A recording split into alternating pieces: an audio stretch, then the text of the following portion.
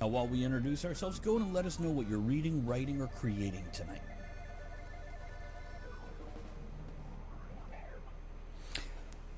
Okay, and welcome to A Write Night. Tonight's topic is going to be the Hemingway method, and we'll get to that in a moment. First, allow me to introduce myself, Travis I. Sivart, and let's see, what books am I going to talk about today? I don't know if any of this is Hemingway-ish in any of the senses.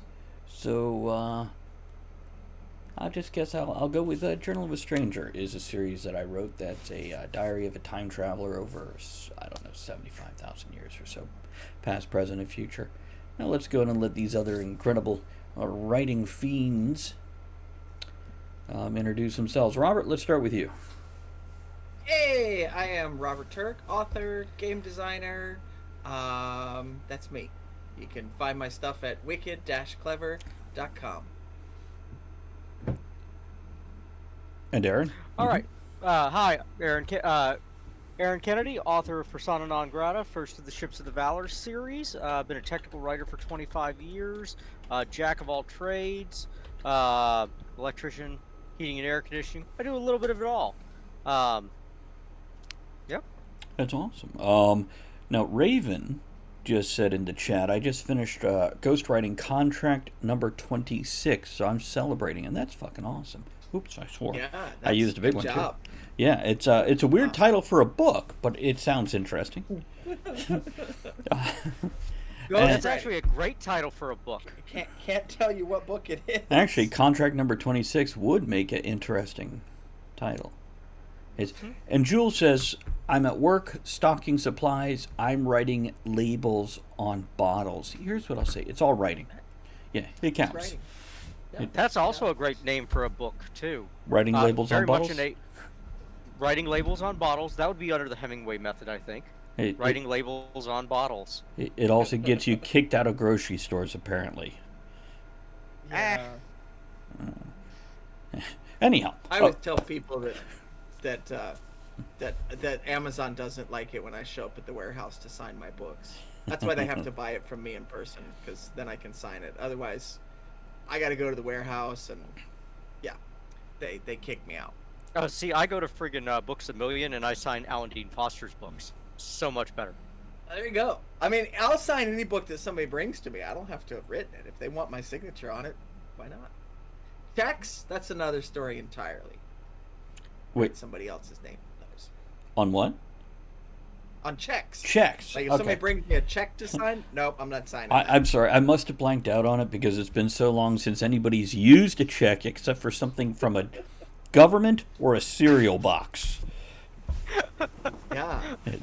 Well, like rebates, you get rebate checks. That's true. Oh, no, we get checks every once in a while, but sending them out, you know. Right, yeah. No. Where is my checkbook? Junk drawer?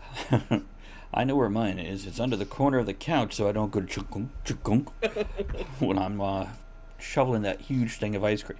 Anyhow, so the Hemingway method, which we originally were going to title What to Drink While Writing, and we went with this because at least it has a literary bent, and Hemingway was known for the quote. It was Hemingway. It wasn't Oscar Wilde, was it? Another quote. Write drunk, edit sober. Write drunk, edit sober. Oh man, see, I've got it on like my rotation. I believe it's Hemingway. Oh man, it could have been Oscar Wilde. It's attributed to him at least. Which hymn? There's two hymns. Hemingway. Okay. Yeah, so it's attributed to him, but he says he didn't actually say it. Yes. There we go. Actually, he practically said the opposite. He preferred to write sober. And edit drunk. Well, I guess so. The words fit together so much better. It's Now, have you guys, either of you, just out of curiosity, read any Hemingway? Yes. Yes. Couldn't tell you what, but yes. He's up on my shelf with some other Irish poets. Old Man in the Sea I've read. Mm-hmm. Old Man in the Sea.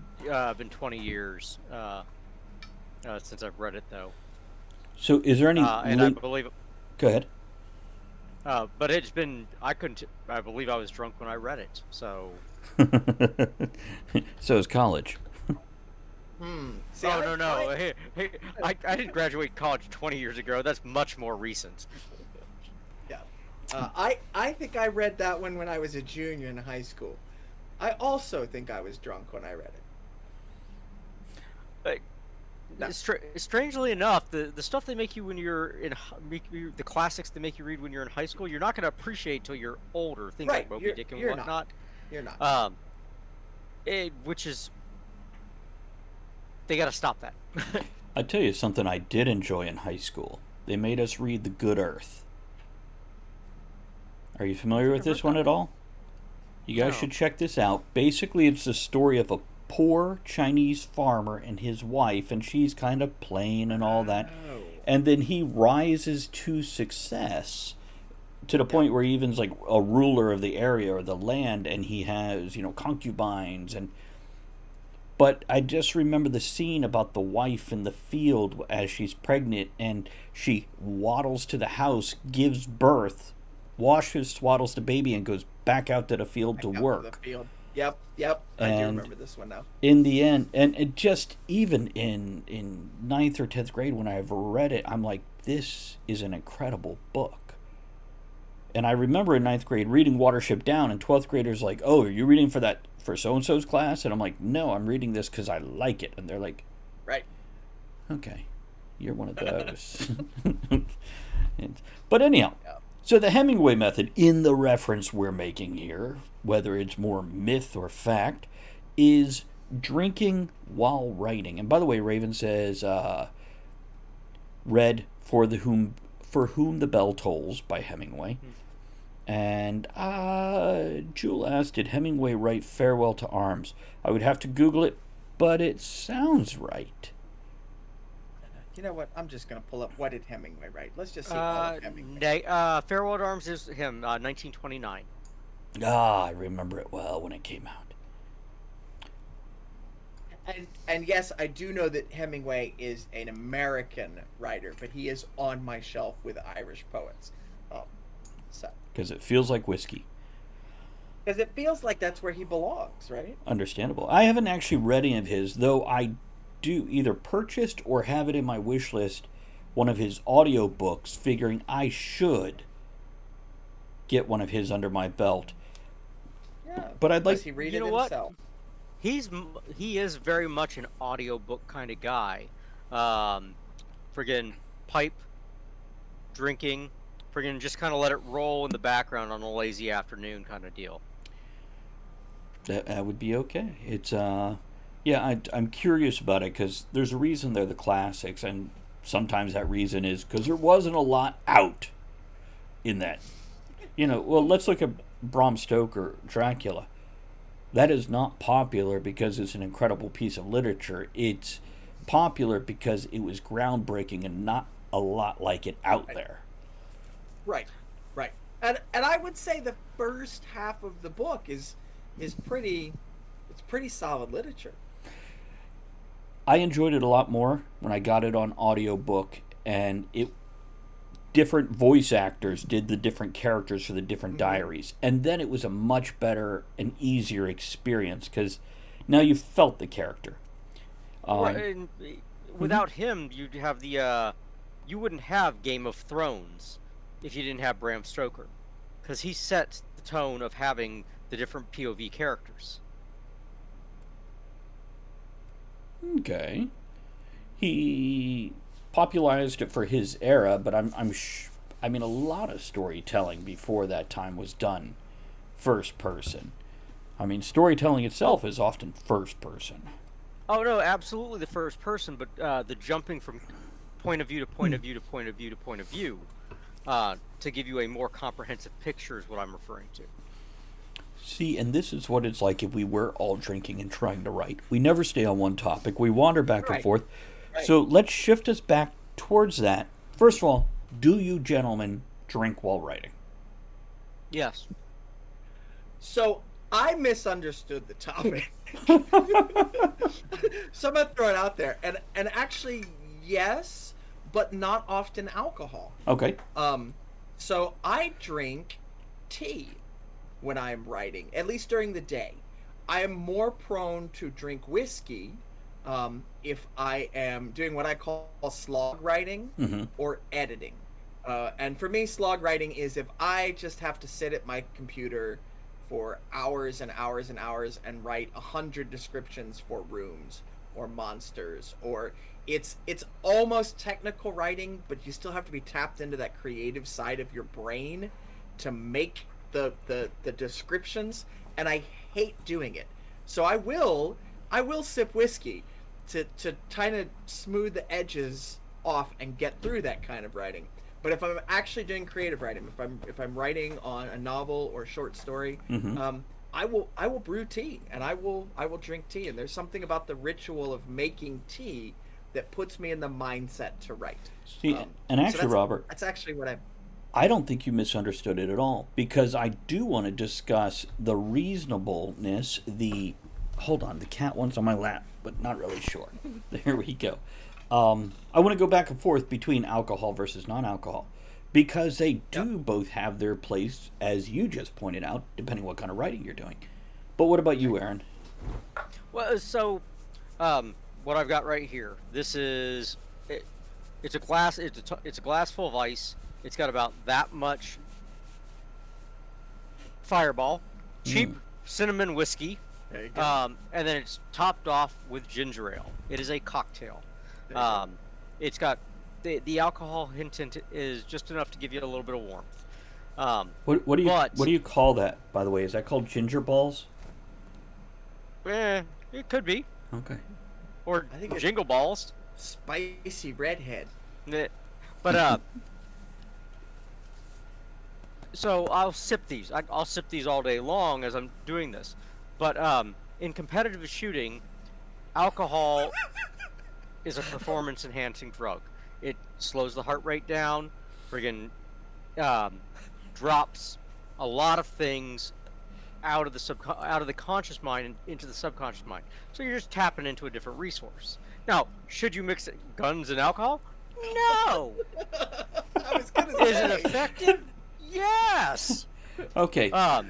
Let me take that in another direction. When I play darts or pool, one drink, as Robert pointed out earlier, takes off those rough edges, that edge of nerves, and allows me to relax. And I'm guessing that's the performance enhancement you were speaking of. Correct. But Yeah, Correct. makes sense. if you're doing more than 1 ounce per hour or 1 beer per hour or whatever, there is a chance you might get a little sloppy and go all... I don't know, is it too soon to make that vice president reference? What, Dick No, Cheney? it's not too soon. He looked like a turkey, sir. So, It is not too soon. Actually, He got into my line of sight. yes, Robert? that reference is probably too dated at this point. Yeah, I know. That's why I feel safe using it, just with everything that's out right now. I'm just like, what's safe to make a dumb joke about? Now, for me... Oh, I'm sorry, Robert. Did you have something? Well, no, I was gonna say, but like our snipers, right, in the armed forces, they're not sitting there sipping whiskey before they take a shot, are they? No. Okay. They're trained to do it without the alcohol. Well, okay, so They might I have other drugs. am a trained intel analyst, okay? I had a platoon of scout snipers. I am a qualified scout. I am not an operator. I do not make any claims to be an operator. Have never been an operator, okay? But I do not have a license or shooting trophies from being an operator. I don't know. Operator, I didn't say that. I'm flashing back to the Matrix, where they call the operator to get out of the Matrix. Yeah. No, I'm not a sniper. Qualified scout. I am very good shot. No, we are not sitting there drinking whiskey or anything like that. However, 2 beers will make you shoot better. There you go. Okay? Just a statement of fact. Now, 3 beers will make you shoot noticeably worse. Now, I'm going to add to this real quick. 2 beers of a well-fit young person with a high metabolism. At my age, with my metabolism, better stop at 1 because I'm not processing that quick. Right. Well, Well, okay, so pre-show, I was showing Turk here, friggin' my running of the 218 miler, the fact that I do 50Ks and stuff like that. My metabolism's okay. Right. Yeah. Okay. But yeah, yes, the point is made, sir. Yeah, just, if somebody out there is like, "Oh, I could do 2 beers and go. No, no, no, no, no. That is highly Yeah. fit people who are processing like 3 to 4,000 calories a day without getting a gut at all. Yes. Now, if you want to drink 2 beers and write your masterpiece, go for it. But don't come back and blame drank 2 beers and went shooting. Don't come back and say, "Oh well, Writer's Right told me to go do that." No. Okay, so as for me and drinking when writing, I like you guys. It kind of depends what I'm drinking, but I try to definitely maintain a low edge, kind of what I've been alluding to with the pool and the darts and the firearms and everything else is too much, and I get sloppy, and it shows in any of these activities. Mind you, I have never drank and shot yet. That you remember. That anybody has any evidence of. So I also find kind of the same thing that because I'm a sculptor and a painter, not like painting miniatures and leather masks when I used to make leather masks, not like painting portraits, but sipping alcohol And running chainsaws and running chainsaws, sipping alcohol while doing that, while sculpting especially, it helps you, it loosens up your hand, and Right. it helps. Get In this changing world we're in, something else I want to point at is with the legalization of marijuana and marijuana products, CBD, which is quite often used for minor pain relief as well as anxiety relief, I suspect, again, know your dosage, I don't take too much to where it makes you loopy or whatever, but enough to take that edge off might do the same thing and last a lot longer with a lot less. Yeah, I don't know. I wouldn't know the first thing about it. I actually did a lot of research, and it wasn't legal in this state that I live in at that time, so I didn't experiment much. But when I visited other states, I did, and I looked into it. And what I found is 20 milligrams of CBD, broad spectrum if anybody's keeping track. It's like the equivalent for one drink, but it seems to last, it takes about 20 minutes to kick in, and it seems to last 4 to 6 hours. And then suddenly you kind of feel that nagging, that niggling, that worry, that anxiety that you don't even realize you carry when it's gone. You don't notice it till it comes back. Then you're like, hey, there that is. And that's without any, woo, I'm high. Aaron, what were you going to say? No, and just a note for the folks that are listening out there, friggin' CBD is the non-psychoactive Correct. chemical, whereas THC is the psychoactive. That's the one that gives you a high. Right. CBD, has never used it, never had an interest in getting altered. But CBD, relaxant, lots of benefits out there, studies galore, still federally illegal. And I leave it at that. Not federally illegal. It's cannabinoid. Controlled Substances Act, Schedule 1. I can walk into a dozen stores within 10 miles of me. Yes. Yep. The state law is in conflict with the federal law. Yep. For that. It is ignored. Yep. Okay. Cannabinoids are federally illegal. But yes. We bring this up, and historically speaking, lots of great authors, lots of great filmmakers, lots of great musicians, lots of great artists have a substance abuse problem. Right. And but they're great creative thinkers. And so I've often wondered, like, do I just need a substance abuse problem? Is that what I need to really make a masterpiece? Uh, and then I think about my family, and I'm like, no, I really don't want a substance abuse problem. There's a reason that there's problem Robert, for that, but I think you're creative enough that you don't need it. right. But think about how much I could do if I was just hiring a damn kite all day on LSD. Which Enlighten mentions that McCartney was a proponent of LSD, and he gave us a lot of hit songs with the Beatles. Pick your poison of mind-altering products for creativity. And that's what else I was going to say. And Aaron, did I see you wave your hand? I see you making faces. You did. Go ahead. You did. Well, okay. So you make an interesting point in regards to hey, people with the substance abuse and things like that. Arthur Conan Doyle, friggin' Sherlock Holmes. Okay, Right. Sherlock Holmes was a cocaine addict. He doesn't make any qualms about it. He talks about it in the novel. Oh my God, cocaine is amazing. Yeah. That is a paraphrase, if not pretty close to a direct quote. But now Sherlock Holmes is fictional. Conan Doyle probably was experimenting with it, but Oh, I have no doubt. Because why would you put that out there if it wasn't? Now, you've got these things that are out there, and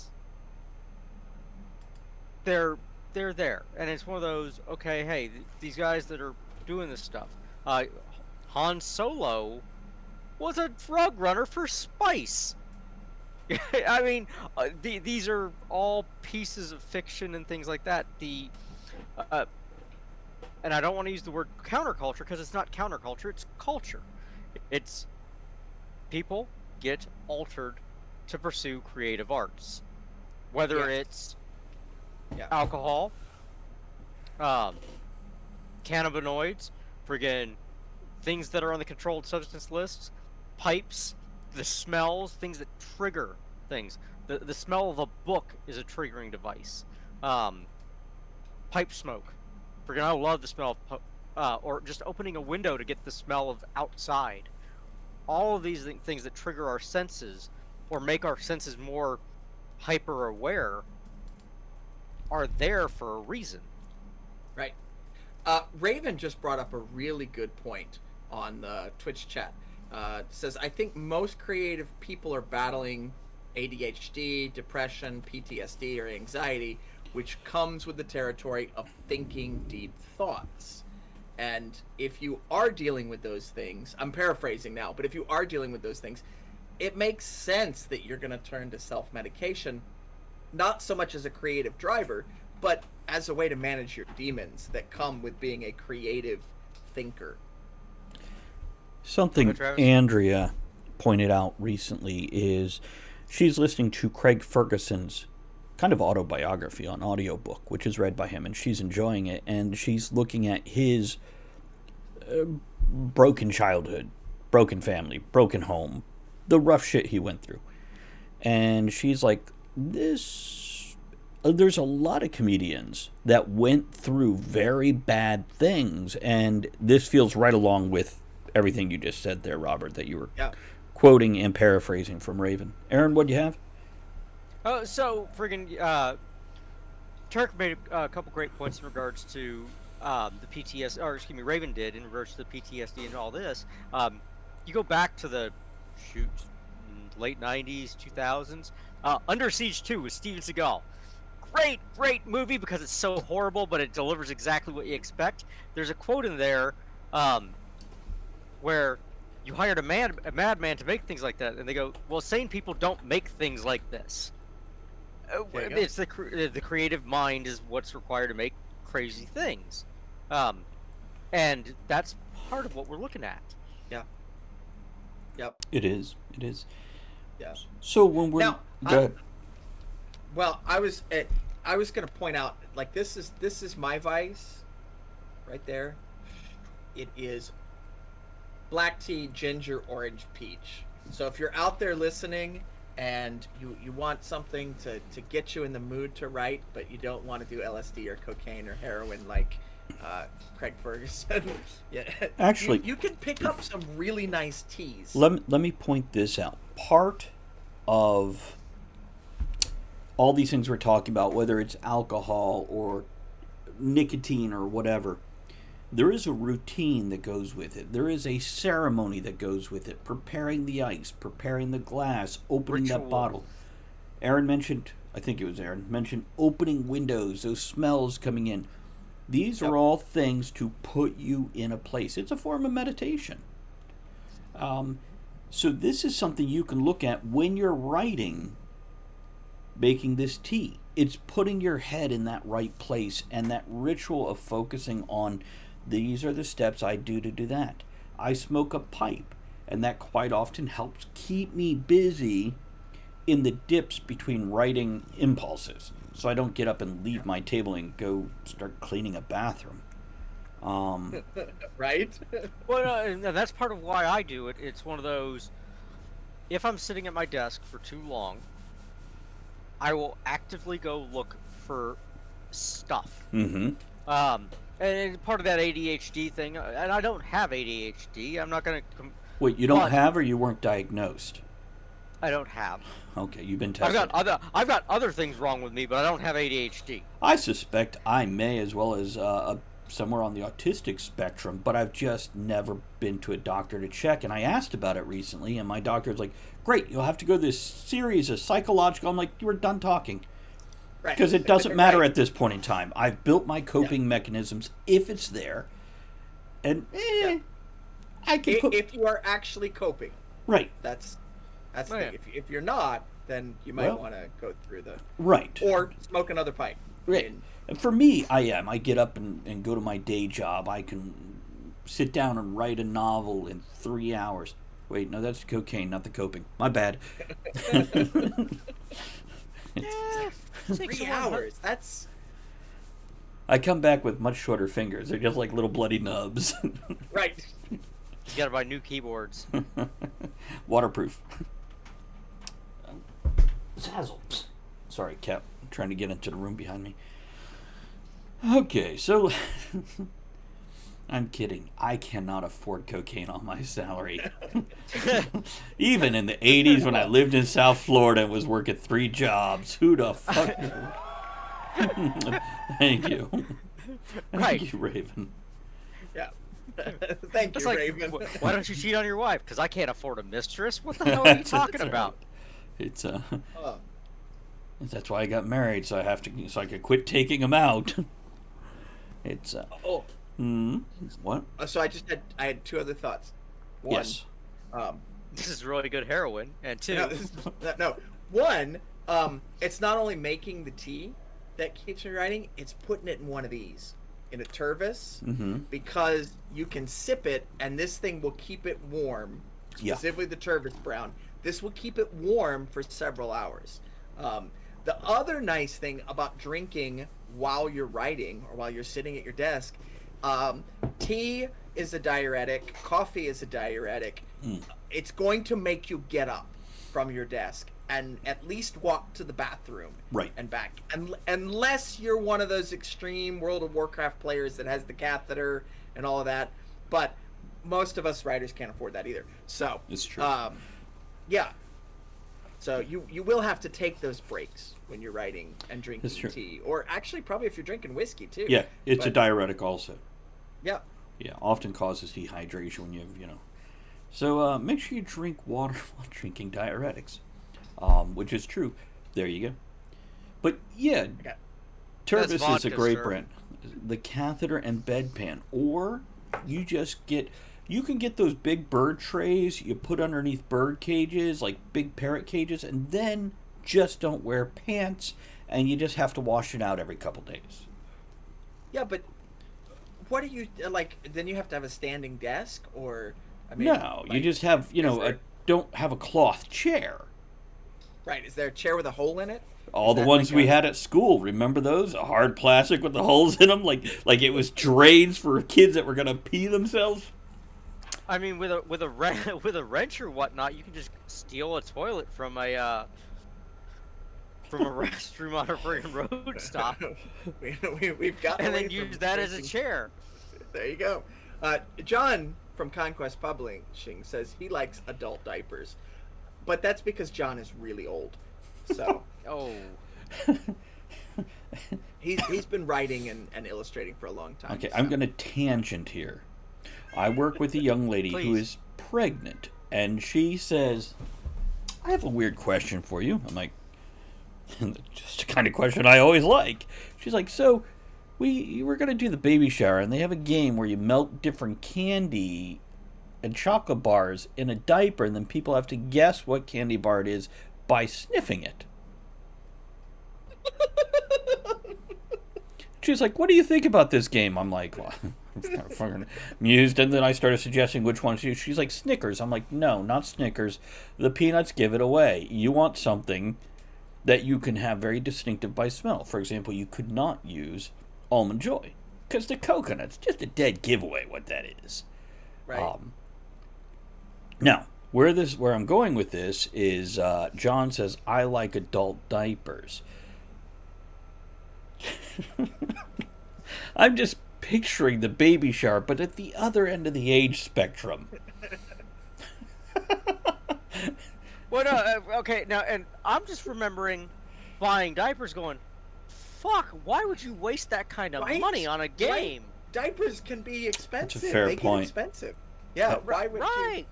you? No. That's a fair point I mean, right there. Yeah. That's one of the things you get at a baby shower is free diapers.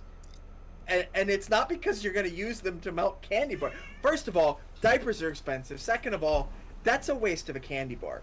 That's true. Right. Well, I mean, you could eat it out of the diaper later and then wear the diaper for fun. That's the second game. On your head. Wow. This show, I told you, let's do this one to warm up because we just went off the rails and jumped the shark and all of it. Totally. You hope it's chocolate, Joe. By the way, to clarify for those listening to the podcast, Joe says, dude, that's a messed up game. What do you win? Do you get to lick the chocolate out? And that's what Aaron is responding to, instead of just random Aaron shouting things out there. A retirement party with big ones. That's a good idea, Raven. What, Aaron? Oh. I don't remember. You said which is? 3.5. I should have been drinking tonight. I picked the wrong night to stop doing glue. Yeah, well, because I made the tea for the episode, but I also realized, because I really like this tea, it's key lime tea. It is not good for talking. It's great for writing. It's got 60 milligrams of caffeine in it, but something about the key lime makes it more challenging to talk. Probably the acidity of the lime. Yeah, that's why I had to go get the water. And I'm thinking, why didn't I just do the whiskey? So you dropped acid? Lime acid. I've never dropped acid. You've dropped acidity. Now, that said, if you're going to do whiskey, pick up this. It is amazingly smooth. Uncle Nearest? Yes, Uncle Nearest. Well, maybe we should talk about that for the last few minutes that we've got. Do we have a few minutes left? Or Absolutely. No, we got about 5 minutes before we go up into wrap-up mode. So, Okay. what do you want to talk about? Well, like what kind of whiskey we drink when we're writing. Like Aaron's pointed out his Uncle Nearest. So, friggin' year and before Fireball. last. Well, I've got the Fireball. The Fireball is a cheap mixer. Okay, it's great. It's readily available. You don't feel bad mixing it with crap. You can put it in everything. But if I want to drink good stuff, a couple years back, I was at a whiskey business, a charity event, and they were kind enough to give open bar, and the Uncle Nearest, which is a damn smooth whiskey. It is my current choice because I can't afford Mortok 18, which is about $200 a bottle.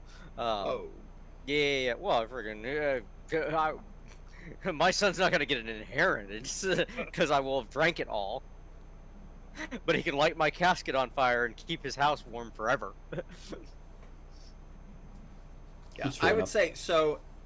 I actually change up my whiskey depending, one, what I can afford, but two, what I'm writing. So my character Ganderson Shigami, you can't see him back there in the shadows. He drinks Jameson, and the first time I actually drank Jameson was I knew Ganderson drank it, and I needed to write a passage where he's drinking Jameson. I'm like, you know what? I've never had it. So I went out and bought a bottle so that I could drink it and describe the taste and the mouthfeel of it as the character. So if I'm writing in Gandersnitch's voice, I'll drink Jameson.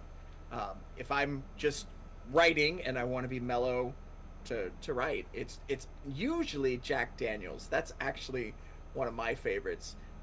Though I will often get Crown Royal for Christmas, or I think it's Suntory. It's a Japanese whiskey, which is really good. I'll get those as gifts, and if I've got those, hell yeah, I'll drink them. But my most recent favorite, and I like the Jack Daniels usually. That's my go-to, and Jack Daniels, the honey one, you got to keep it in the refrigerator because it's got to be ice cold. I like that, sipping on that.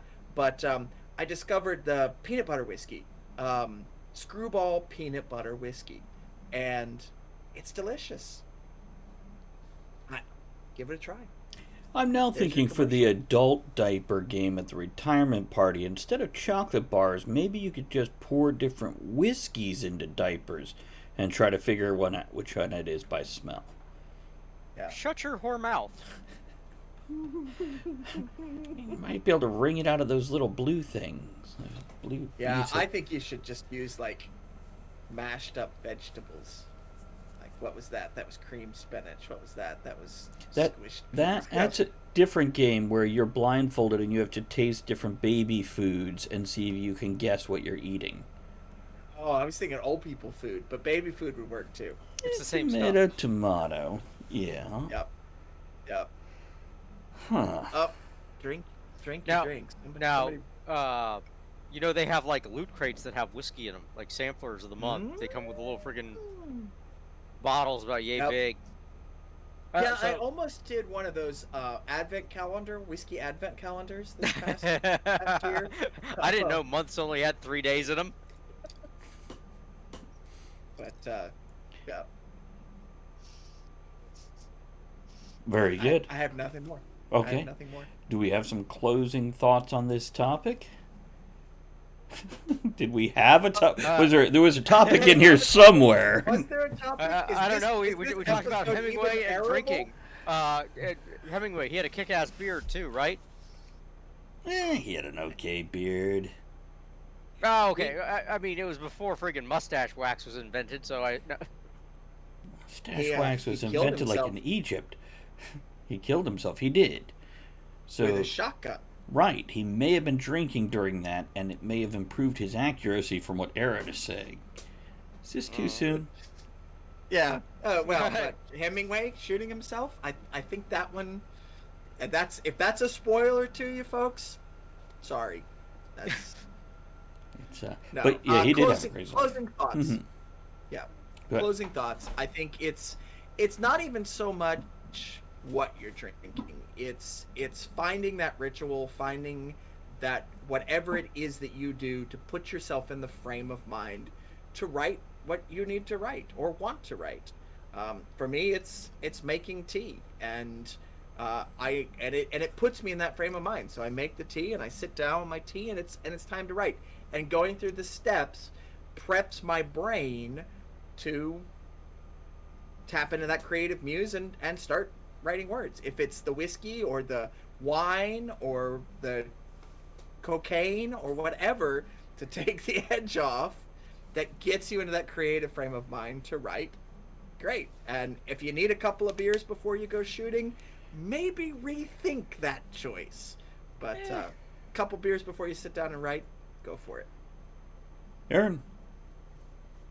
Find something you like. Freaking create a ritual.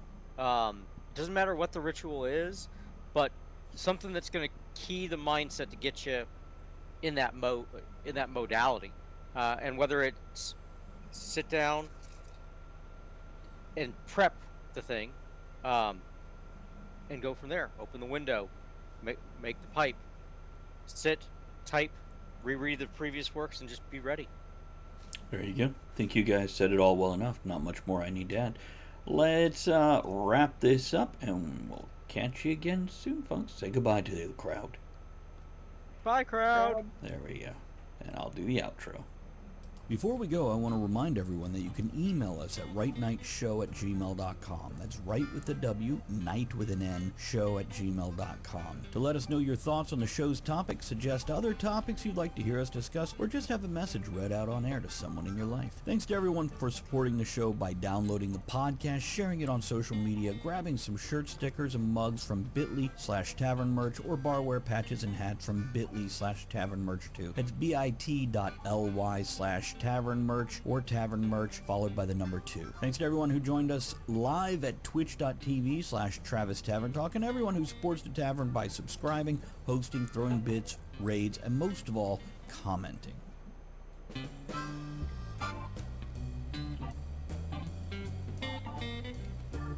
Thank you for joining author Travis I. Sivart and the other writers, content creators, and all-around amazing people for our discussion here on Writing. Join us again soon, and until you do, make sure you create with passion, enjoy the journey, and remember, every night can be right enough.